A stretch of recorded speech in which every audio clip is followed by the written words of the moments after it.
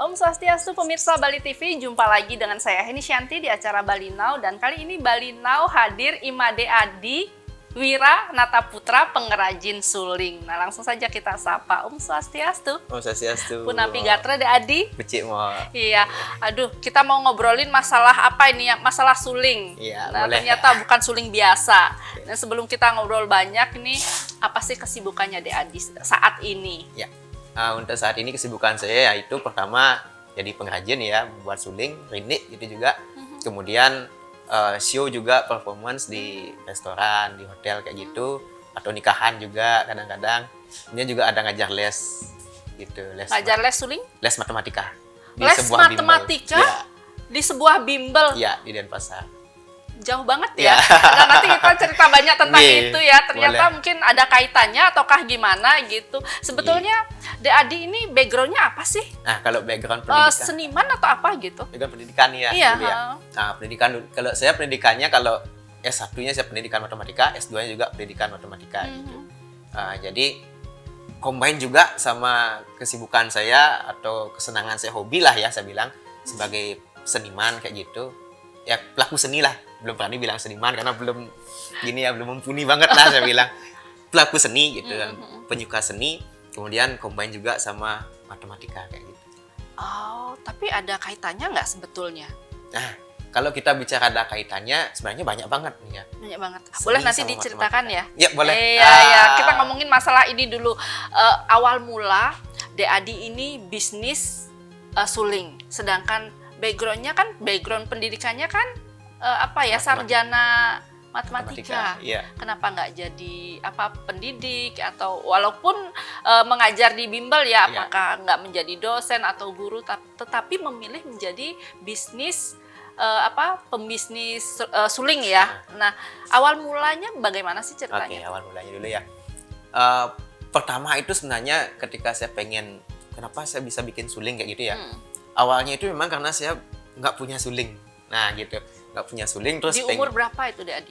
Di umur kurang lebih 15 tahun ya, sekitar 2009 kalau nggak salah. SMP? Itu. SMP kelas 3. Itu. Awalnya saya nggak punya suling nih. Punya suling paling yang ya nggak bagus lah kualitasnya. Paling cuma kalau nggak salah ada 6 atau 7 suling di rumah. Saya pengen belajar gitu, saya pengen main. Sering juga kan pentas itu disuruh mainin suling gitu di Celonarang atau pas ngiringin gamelan gitu kan. Disuruh mainin suling, tapi suling nggak ada gitu. Ada suling cuman suling segitu aja yang nggak begitu bagus lah kualitasnya. Pengen lah punya suling yang kualitasnya bagus gitu. Nah terus tapi kalau pas beli nggak punya uang kayak gitu. Bahkan kalau beli satu picis pun nggak bisa pas itu, zaman itu. Nah kebetulan pas itu saya, ini awal banget ya, terinspirasi bikin sulingnya.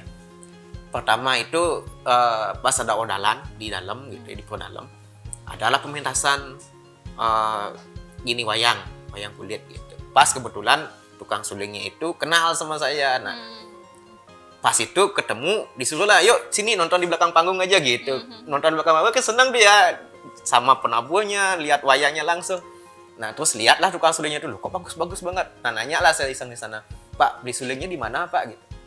Ini bikin sendiri, loh bisa bikin ya gitu.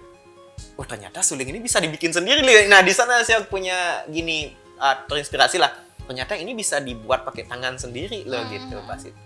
Nah kebetulan pas itu saya nanya, Pak ini bikinnya gimana Pak gitu. Nah dibilang lah sama ini pakai pengutiknya itu harus khusus gitu. Dia bilang nggak bisa pakai pengutik yang biasa. Kalau beliau pakainya pengutik itu pisaunya. Pisau khusus untuk membuat suling. Pisau khusus. Itu pisaunya harus tajam, harus kecil gitu biar bisa bikin yang kalau saya bilang nih. Nah ini kan kecil banget nih lubangnya. Iya. Nah biar bisa kecil presisi itu harus pakai, dia bilang taji yang dipakai sabung ayam itu. Nah itu diedit gitulah, di custom gitu biar bisa dipakai buat bikin kayak gini gitu. Nah dibilang kayak gitu, terus dijelasin lah sedikit tapi nggak terlalu banyak lah ya, saya dapat ilmu di sana cuma sepintas itu. Kemudian pulang udah berhari-hari udah hilang lagi ingatan itu, terus muncul lagi, hilang lagi, sampai di SMP itu kan ada ujian praktek. Nah, ujian praktek agama itu disuruh bikin setengah cucuk. Nah, pas teman saya yang bikin setengah cucuk itu, katiknya itu dibuat dari katik gini, bambu suling.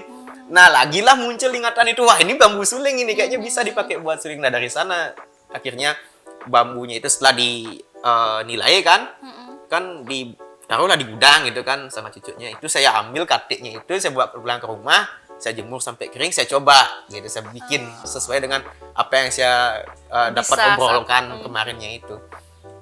Akhirnya jadi sih, tapi karena saya beberapa ukuran itu ada yang belum sempat saya tanyain gitu ya, jadinya ya nadanya nggak pas banget gitu. Mau bunyi tapi bunyinya nggak terlalu bagus, nadanya nggak terlalu bagus gitu, nggak pas. Nah, sampai sana saya mikirnya, wih udah bisa bunyi loh, ini udah kemajuan ini gitu. Jadinya dari sana pengen lah nyoba lagi gitu.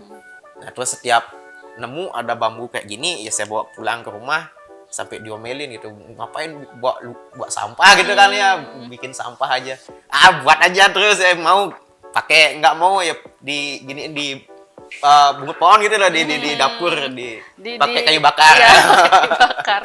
gitu. Nah, itu terus berlanjut dicoba sendiri gitu. Terus ada kesalahan kayaknya ini kurang gini, dibenerin lagi gitu. Nah, sampai sana terus karena emang saya senang sama matematika nih dulu ya pas pinter SMP. matematika saat SMP. Seneng gitu ya. Saya nggak pernah dibilang pinter, seneng gitu lah ya. Karena kalau bilang pinter masih banyak yang lebih pinter dari saya gitu. Seneng lah gitu. Oke, terus karena senang sama matematika ya saya pilihnya matematika gitu. Pas kuliah itu saya ngambilnya Jurusan. Pokoknya saya pengen kuliah matematika gitu.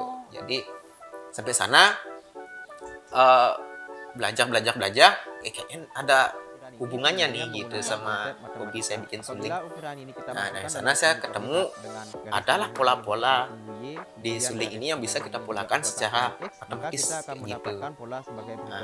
Ada kaitannya sebetulnya ilmu matematika sama ilmu membuat suling gitu ya. Banget. Ternyata gitu banget ya. Ada fisikanya di sini, ada matematikanya di sini gitu. Untuk bikin suling ini gitu ya. Terus jalan ketemu gininya, akhirnya setelah S1 udah ada nih benang merahnya kan, udah bikin juga, udah sering jualan juga. Terus udah ketemu benang merah rumusnya ini ya, kayaknya di S2 saya buatkanlah itu sebagai tesis saya gitu. Oh, jadi hobi membuat suling saat itu udah bisnis ya? Udah bisnis membuat suling. Dari kuliah udah mulai bisnis suling. Ya. Dan itu dijadikan tesis akhirnya. Iya. Jadi ilmunya nggak kebuang ya. Iya. Ilmu seni dan ilmu bisnisnya, ilmu matematika juga nggak kebuang. Iya. Terus akhirnya kenapa Dek Adi ini memutuskan untuk menjadi pembisnis suling? Ya. Gimana ya? Lebih menyenangkan lah ya kalau dibilang. Nggak jadi dosen aja gitu atau diisi mungkin? Kan ada kaitannya seni ya, matematika iya, seni membuat suling, bahwa matematika itu ternyata bisa diaplikasikan ke cara pembuatan suling gitu. Mungkin lebih ke fleksibelnya ya. Fleksibel juga. Atau nggak mau terikat mungkin. Ya lebih menyenangkan lah istilahnya kalau bikin suling gitu. Lebih bebas berekspresi, kita mau bikin kayak gimana. Sekarang bikin ini, besok ada bikin yang berbeda gitu, perlu pemikiran yang berbeda kayak gitu, perlu imajinasi yang berbeda. Itu yang bikin saya kayak tertantang gitu. Karena dari pesanan-pesanan itu juga nggak monoton dia. Kayak ada aja inovasi yang harus kita bikin di suling berarti ini. Mungkin lebih dominan jiwa seni dan jiwa bisnisnya mungkin ya? Mungkin kayak gitulah ya. Baik. Nanti kita lanjut lagi di segmen kedua. Kita masih banyak yang mau diobrolin nih. Mungkin tentang kenapa saat itu bisa menyimpulkan bahwa membuat suling ini ternyata menggunakan ilmu matematika juga. Apakah yang dulu ahli-ahli pembuat suling apakah juga melakukan itu atau enggak, nanti bisa ya diceritakan kepada pemirsa Bali Now. Baik pemirsa, kami akan kembali usai jeda, jangan kemana-mana, tetap di Bali Now. Terima kasih pemirsa Bali TV, masih bersama Bali Now dan masih bersama Dek Adi. Kita masih ngobrolin seputar suling ya. Waduh, ternyata mengasihkan juga. Dan jadi banyak tahu bahwa membuat suling itu sebetulnya ada ukuran-ukurannya agar suaranya itu pas dengan nada. Kemudian yang aku pengen tahu juga bahwa suling itu kan ada ukuran-ukurannya juga. Ya, Enggak cuman ukurannya mungkin setengah berapa 50 cm atau ternyata banyak-banyak ukurannya. Nah, nanti itu kita akan bahas, tapi yang perlu dibahas adalah kendalanya apa saat membuat suling. Nah, kendalanya itu kalau dari dari pengalaman ya. Kalau masalah ukuran itu kan udah ada perhitungannya kan, udah saya temukan perhitungannya. Nah, kendalanya itu paling di sininya. Nah, buat ini.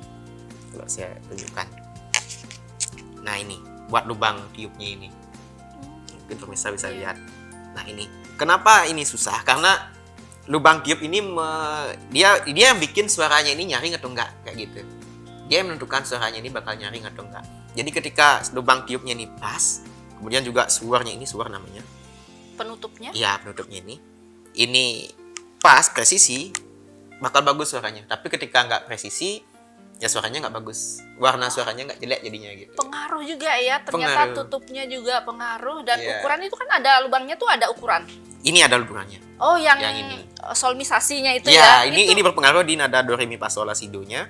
Yang ini berpengaruh di warna suaranya. Nah, lebih nyaring atau lebih soft atau gimana. Gimana caranya agar solmisasinya itu bisa benar-benar pas sama gitu? Apakah jarak menentukan ataukah diameter? Iya. Nah, itu ada jaraknya dari sini ke sini nih dihitung juga jaraknya berapa. Kemudian diameternya ini dihitung juga gitu. Semakin gede diameternya nanti nadanya bakal makin gimana. Itu ada hitungannya. Nah, pertama itu kalau kita bikin kayak gini nih, kita harus sketsa dulu. Kan udah ada nih, kita hitung dulu nih. Nah, setelah dihitung, ada hitung-hitungannya. Iya. Matematika lagi, balik ke matematika ya. Tesis saya nih ya, saya ngomongnya sudah tesis saya. Saya hitung dulu. Nah, setelah selesai dapat hitungannya, kita giniin dulu. Sketsa dulu, titik gitu. Nggak langsung dibolongin, di sketsa dulu. Nanti kita cek lagi perhitungannya ini udah pas atau belum, gitu. Nah, kalau sudah pas banget, baru dilubangin kecil dulu. Nah, kan sudah di-sketch nih, misalnya diameter lubangnya berapa senti misalnya. Diameternya katakanlah setengah senti gitu misalnya kan. Kita jangan langsung setengah senti lubangnya, kecil dulu. Nanti baru dipasin mendekati setengah senti. Nah, baru nanti dicek nadanya gitu. Oh, gitu. Nggak asal langsung kita lubangin dengan ukuran yang ditentukan gitu ya. Jadi kecil dulu. Nah, tapi kalau misalnya dari titiknya ini udah salah ya, walaupun besar lubangnya pas, ya nggak mau pas suaranya nggak sesuai. Ya, gitu. Maka kalau saya bilang ya, kalau sesuai bahasa matematikanya itu nadanya itu merupakan fungsi dari jarak dan diameter. Nah, gitu bahasa susahnya. Jadi nadanya itu berpengaruh sama jarak antar lubang dan diameter antar lubang. Oke, kalau menurut DAD dulu kita katakanlah ahli-ahli pembuat suling itu apakah menggunakan ilmu matematika menurut DAD ini? Nah, kalau pengrajin tradisional Bali gitu ya sebenarnya. Nah, setelah saya teliti yang kemarin ya ketika saya S2, sebenarnya mereka menerapkan matematika tanpa sadar itu sebenarnya. Karena ada yang namanya etnomatematika, yaitu matematika yang ada di budayanya kita. Tanpa kita sadari kita sudah menerapkan matematikanya itu. Sebetulnya sudah diterapkan. Sebetulnya udah diterapkan, tapi mereka nggak nyadar bahwa mereka pakai matematika kayak gitu. Oh, gitu. Jadi mereka sebenarnya bilangnya cuman ini segini aja. Kok bisa segitu? Itu mereka nggak tahu. Gitu. Iya. Jadi di sana mereka sebenarnya udah pakai, tapi mereka nggak nyadar. Kalau kita bicara ke riset yang lebih modern, sebenarnya ada yang namanya flute akustik. Itu ya, itu dia memang ngomongin tentang suling itu, akustik dari sulingnya itu. Kayak gitu. Ada gininya. Ada ilmunya ilmu juga. Matematika sebetulnya. Masuk fisika juga di sana, masuk matematika juga ya. gitu. Oke. Nah, ini kan ada ukurannya macam-macam ya, Adi ya. Itu membedakan suaranya enggak ya? Ya, sebenarnya kalau suling itu semakin rendah nadanya, maka ukurannya bakal semakin gede. Semakin maksudnya tinggi. Kalau kan itu ada ukuran yang gede tuh. Nah, ini misalnya ini sama ini yang paling kecil ya. Nah, ini nadanya pasti lebih tinggi dari yang ini. Lebih melengking. Lebih melengking. Gitu. Yang ini lebih soft ya, lebih rendah. Bisa dicoba, Adi. Ini misalnya ya. Iya. Ini nadanya segini.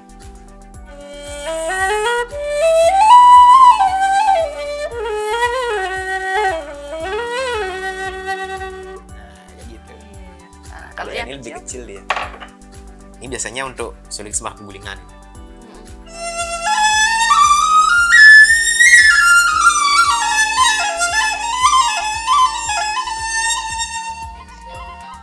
ya. Iya. Jadi Lebih ada melengking dia. ada bedanya ya. Jadi tiap ukuran itu ketinggian suaranya Ya, beda. Beda-beda lebih ya? lebih tinggi. Makin kecil ukuran sulingnya maka nadanya makin tinggi. Gitu. yang tersulit maka yang biasanya yang mana tuh suling yang mana? Kalau yang Tingkat kesulitannya. semakin gede suling itu makin susah bikinnya. Iya, karena kalau semakin gede ukuran suling itu, otomatis jarak lubangnya ini akan semakin jauh ya. Nah, otomatis ketika ini semakin jauh untuk menentukan letak nadanya biar pas, biar bisa nyaman dipakai, biar niupnya nggak susah, itu yang susah.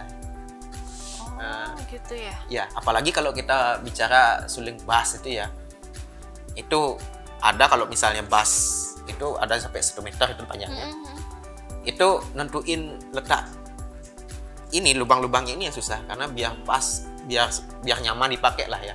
Makanya kalau ada yang pesan suling bass itu saya tanya ini masih pemula atau udah gini, udah terbiasa gitu. Berarti kalau pemula yang menggunakan yang seperti apa? Iya, kalau biasanya yang kecil. pemula yang standar kayak gini aja lah. Ini masih tergolong standar ya. Berarti justru yang yang ukurannya ini. Ya. Biasanya pemula bisa pemula nih ya. Ya, kalau bisa pemula pakai. masih Masih bisa bisa? pakai yang ini. Ya, ini masih ukuran standar lah ya. Itu. Jadi kalau yang bass itu saya tanyain dulu, kalau misal pemula dikasih bass itu pasti bakal kesusahan tangannya buat lepasin itu karena belum terbiasa. Apalagi untuk suling yang katakanlah yang untuk modern, yang nada modern kayak gini ya, akustik kayak gini. Iya. Ini kalau bisa lihat ini jarak lubangnya ada yang Ya, agak beda, jauhan, agak agak jauh, yang ya. agak pendek, mungkin bisa lihat yang ini ya. Nah, ini. Tuh. Yang jaraknya. tradisi biasanya yang mana ya, Dek? Ini tradisi. Yang tradisi yang ini ya. Ya, itu bedanya tradisi sama ini ya modern. hampir sama nih ukuran Ya, jaraknya. kalau tradisi dia jaraknya sama.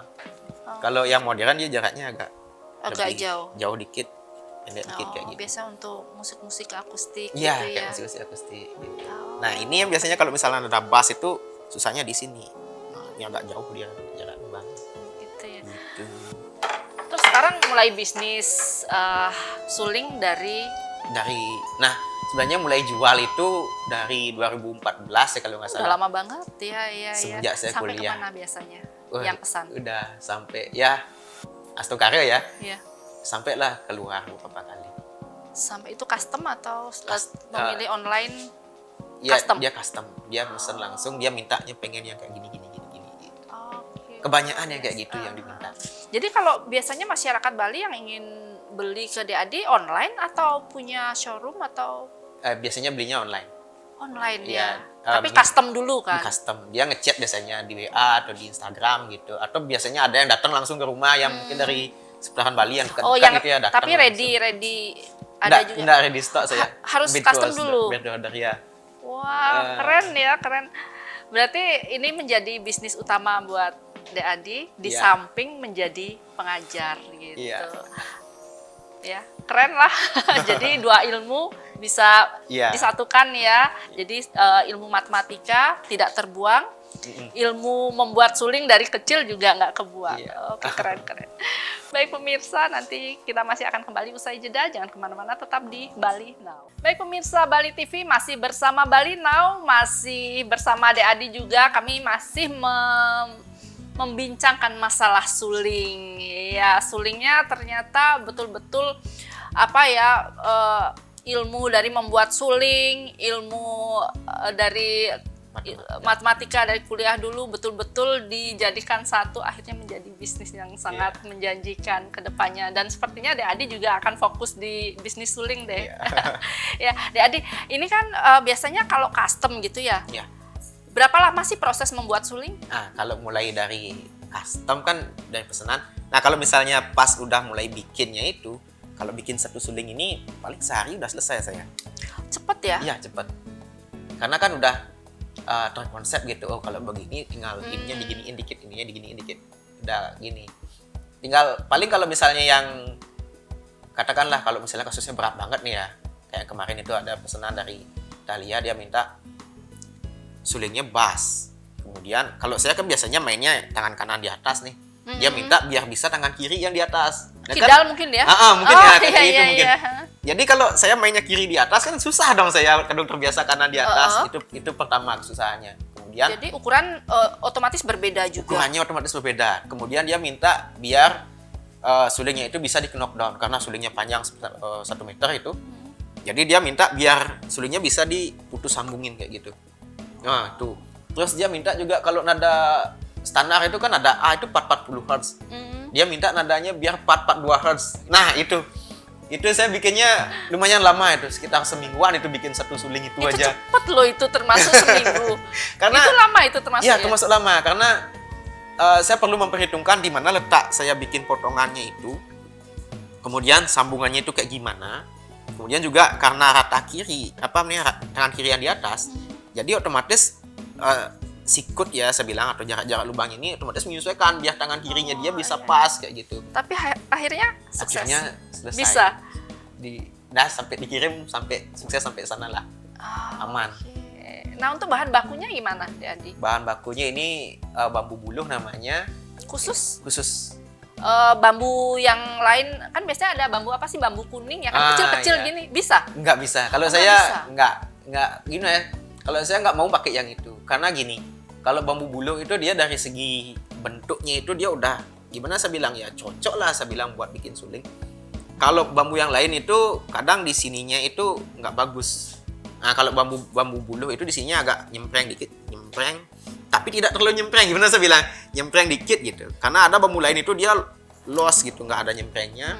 Ada juga bambu yang lain itu yang nyemprengnya banget gitu. Nah, saya nyarinya bambu buluh yang nggak nyempreng banget, nggak los banget.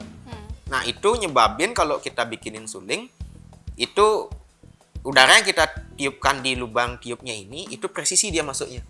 Nah, karena presisi masuk, jadinya getaran di dalam itu bagus. Getaran udara di dalam suling itu bagus. Nah, jadinya itu Pengaruh ya? Iya, itu yang mempengaruhi suaranya jadinya bagus gitu.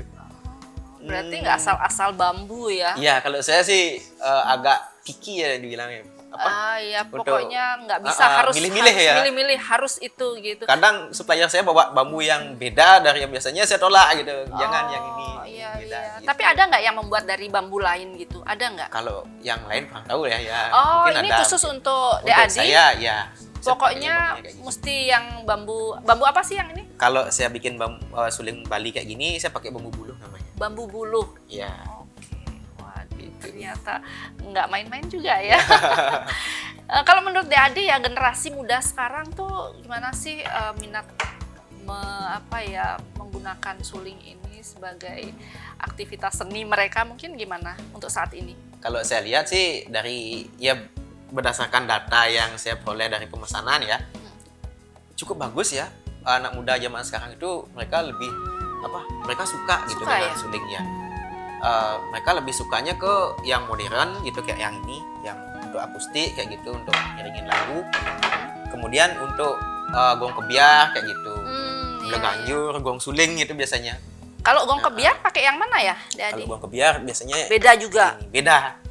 Kalau biasanya ini yang saya Bisa pakai. dicoba suaranya untuk gong kebiar? Waduh, keren banget, tradisi banget.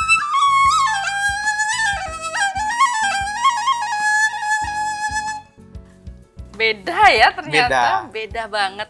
Beda nada dia. Keren banget loh Adi. Oke, jadi tiap alat musik itu kan gong kebiar, semak gulingan, belaganjur gitu kan dia memiliki tangga nada yang berbeda ya, nada dasar yang berbeda. Jadinya makanya saya bikinnya pasti custom karena untuk menyesuaikan dengan gamelan-gamelan yang mereka pesan kayak gitu. Juga gamelan gong kebiar di Gianyar sama di Beleleng itu nadanya beda. Gianyar sama Bangli itu misalnya beda. Iya, beda nada. Makanya kalau mereka bilang gong kebiar gitu pasti saya tanyain, kirim dong rekaman gamelannya biar saya tahu nadanya seberapa. Makanya lebih enak di custom gitu. Oh, ternyata nggak pukul rata, pokoknya sulingnya yang ukuran segini ya udah untuk apapun bisa, untuk gong kebiar, untuk suling-suling biasa gitu. Kalau untuk anak-anak biasanya suling yang seperti apa yang untuk pemula anak-anak biasa? Kalau pemula ya saya bebasin aja sih ya. Nah, kalau misalnya ada bilang pemula, saya pasti tanyain dulu. Ini mau pemulanya mau belajar suling apa? Mau suling tradisi atau suling modern kayak gitu. Oh iya. Kalau mau tradisi ya silakan ambil yang kayak gini. Untuk Nah, pemula boleh. ya, anak-anak biasanya yang umumnya rata. Kalau anak-anak mungkin yang kalau anak kecil SD itu saya saranin Iya, yang kecil dulu lah ya, Oh. kecil atau sedang. Itu biar tangannya pas juga ya nggak Pas ada logo ya, gedean. betul. Gitu. Kalau udah terbiasa silahkan ambil suling gede. Untuk yang kalau tradisi ya silahkan ambil suling gede tradisi itu Hmm. silahkan. Terus kalau misalnya mau yang untuk akustik saya saranin yang kayak gini. Iya, biasanya yang belajar untuk anak-anak anak-anak ngeband lah Ngeband, mungkin nah, ya. iya. Itu yang pemula biasanya langsung yang itu. Yang saya saranin gini dulu, mereka maunya lagu apa yang mau di giniin, Beda juga? dipelajarin. Iya, karena tiap lagu itu beda nada dasar gitu loh. Jadi saya saranin sesuaiin sama lagu yang disukain dulu lah, karena Iya. kalau lagunya sudah suka, otomatis nanti belajarnya bakal lebih gampang gitu. Tapi yang akustik yang besar Yang ini ya. Ini ya, ini akustik juga nih. Oh, yang berjarak agak ya Ya, beda loh ya. Ini akustik juga nih. Ini akustik juga nih, kecil ini akustik juga. Nih tuh ada bolongan. Iya. Gitu. Ada banyak sih sebenarnya yang akustik. Iya, Ada kalau iya. misalnya satu set akustik itu ada 12 suling. Jadi di antara 12 itu dia mau main lagu apa. Nanti kan saya sesuaiin sama yang lagu mana yang sesuai sama sulingnya ini gitu. Berarti nggak ada keinginan untuk mengajarkan khusus suling gitu, Adik? Kalau Kursus. kursus sih enggak ya. Mungkin gini, kalau misalnya ada teman-teman yang mau sharing gitu misalnya ya silahkan aja datang ke rumah kalau pas saya nggak sibuk. Nanti kita sama-sama belajar lah istilahnya. Gitu. Saya nggak bilang saya nggak ngajarin gitu ya. Kita sharing bareng lah. Sharing gitu. Jadi hanya kursus matematika. Iya, kalau matematika ya itu beda lagi. Itu Kursus. Ya. Kalau suling sharing Kalau aja, belajar bareng suling gitu. ya, yuk kita sama-sama belajar aja gitu. Aduh, keren. Luar biasa ya, Dek Adi. Jadi apa nih harapan kedepannya Dek Adi terhadap suling di Bali? Ya harapannya mudah-mudahan sih suling ini bisa lebih berkembang dan lebih lestari ya. Ya, terutama untuk generasi-generasi muda kita sekarang ini supaya lebih menyukai, lebih mencintai budaya mereka sendiri gitu ya. Salah satunya suling ini. Karena kalau saya lihat perkembangannya mungkin dari data yang saya punya gitu ya, pesanan-pesanannya itu lebih banyak mereka condong ke yang modern, suling modern. Kemudian suling gong kebiar, suling bleganjur kayak gitu.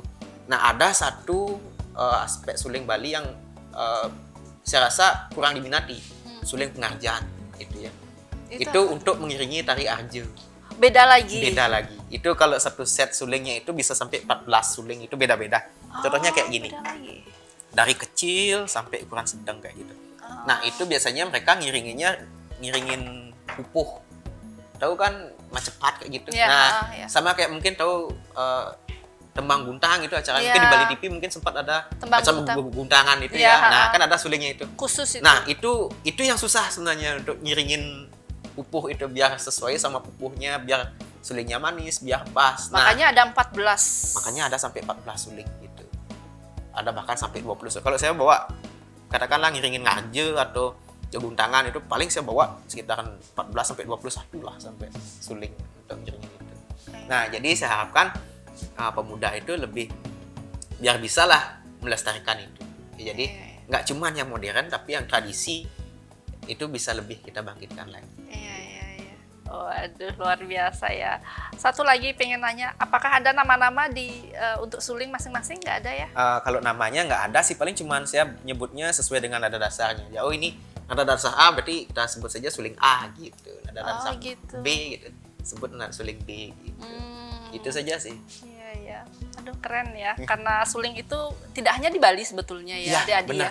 Di Sunda, Tiap suling daerah Sunda. ada, tiap daerah Beda-beda? punya suling dan beda-beda dia jenisnya beda-beda, teknik tiupnya beda-beda gitu.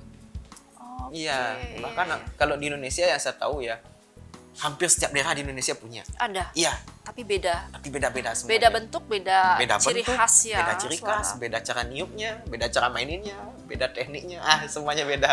Waduh. Iya. Iya. Belum lagi yang di luar Indonesia kan, di luar negeri banyak Iya, di sekali luar kan. negeri ya biasanya orang Indian. Kayak India yang seling kayak gini Iya. beda lagi. Yang di Amerika mungkin beda lagi. Itu beda lagi cara pembuatannya, cara Beda menggunakannya pun pembuatannya. Iya, berbeda. benar. Waduh.